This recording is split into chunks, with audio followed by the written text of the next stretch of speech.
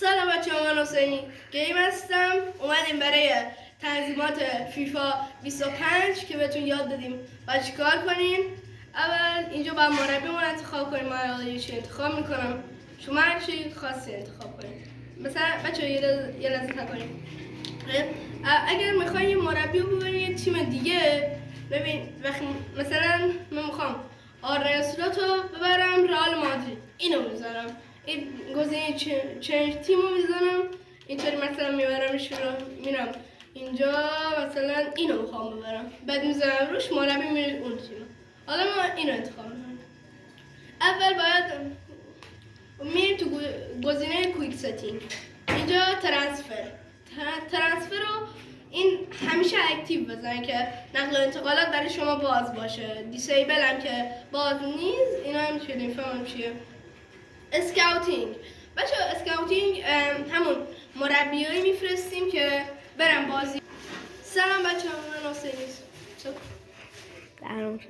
نه بچه ها، بریم این گزینه اسکاوتینگ. بچه ها نکنین این برای مربیایی میفرستیم، مثلا داخل انگلیس، فنلاند یه جایی میفرستیم برای اون تیم که برن تو کنن، بعد اون کشور بفرستیم، بعد مثلا برای اون کشور بندازیم تا بر بازیکناشو پیدا کنه، یا خوباشو پیدا میکنه یا بداش. شما میتونید اینو پیدا کنید، بهتر رو آن بذارید آفر که اینا کار نمیکنن.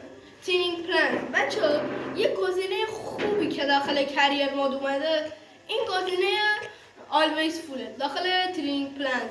بچه ها اگه آنو بذارین همون بخش تمرینیه، باید تمرین کنین همیشه. اگه فیکسد ریت بذارین همون ریتی که داره، همون همین اوورالی که داره میمونه.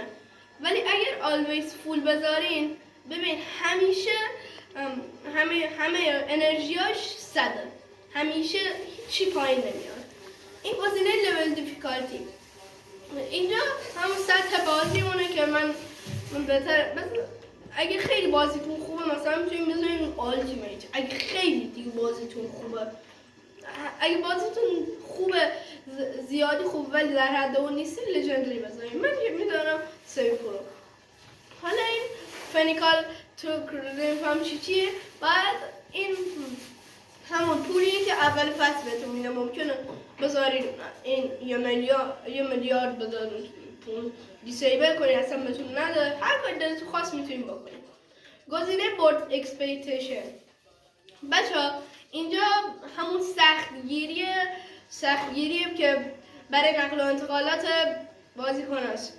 اگه نه این چی بود اسمش، برای اخراج کردن مربیاتون.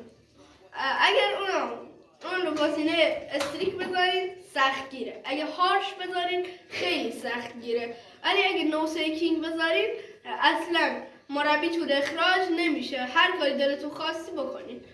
حالا میریم تو گزینه مچ. اینجا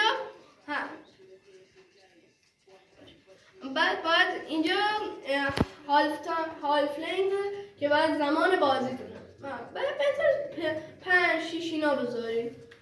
بعد این هم لول دیفیکالتی، این هم یو تورنمنت مچ لینت، همون چیه، بازیکنای جوانی که میتونین داخل راش تمرینشون بدین. این زمانشه، این هم بذارین 5. اوکی. یو کوالیتی، این یعنی چی بود اسمش، پتانسیل بازیکناتونه. اینو بذارین فول پتانسیل، یعنی پتانسیل کامل بر بازیکن جوانتونه. کرات اوورال هم از پتانسیل کاملش استفاده نمیکنه.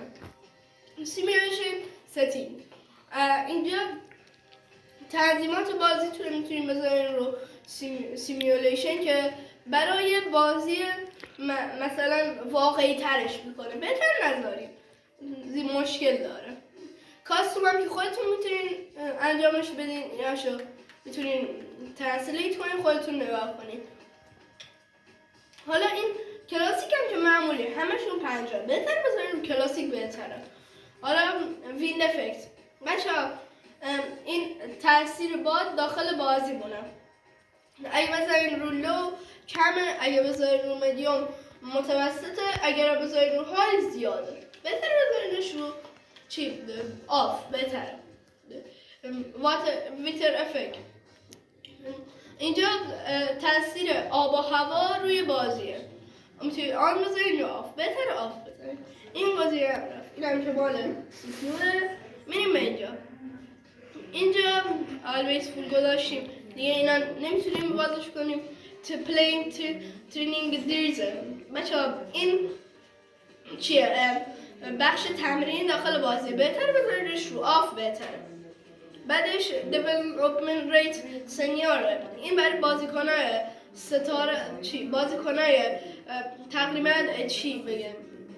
بازیکنایی که پیرن تقریبا، مثل امباپه و اینا، مثل امباپه مثل جود بیلینگام و وینیسیوس جونیور اینا.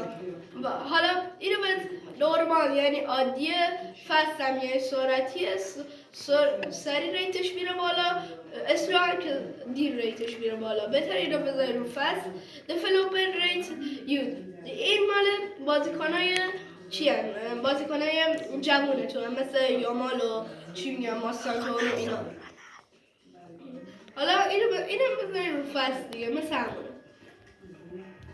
ترانسفرم که بهتون توضیح دادم، این ترانسفر نگوشیشن مال چی میگن؟ مذاکرات بازیکن خریدیه، مال نقل و انتقالات. لایت یعنی احتمال زیادی که قبول کنه. اگرم ریالستیک بذاریم احتمالش کمه، خیلی کمه، تقریبا هیچ پیشنهادتون قبول نمیکنه. اینو قطعا بذارین رو لایت. اگه نمیخواید چالنجی هم بذارین رو خودتون بذارین دیفالت بهتره. حالا ترانسفر اپورتونیتی هم چیه؟ اینم چی؟ این مال چی میگن؟ میزان فکر کنم اینم مثل همون بالاییه، فقط یه فرق داره. این استریک یعنی قبول نمیکنه، لوزم یعنی قبول میکنم. این دوتا رو بذارین رو لوز و لایت بهتره. اسکاوتینگ و سرچ. اسکاوتینگ که بهتون گفتم، سرچ پلیر، همون سرچ میکنیم بازیکن‌ها رو. اینو اگه آن کنیم میتونید سرچ کنیم، ولی اگه بذارین رو آف نمیشه. بهتر بذارین رو آن. حالا اسکاوتینگ اسپید استارس پلیرز، این مال بازیکنایی که ستاره مثل امباپه و چی میگن بیلینگام و وینیسیوس جونیور و هریکین و اینا. فست یعنی سریع. اینستنس بذاریم بهتره. اسلو هم که آرومه، نورمال هم که متوسطه. بهتره بذارینش رو اینستنس، بهتره، سریع‌تره.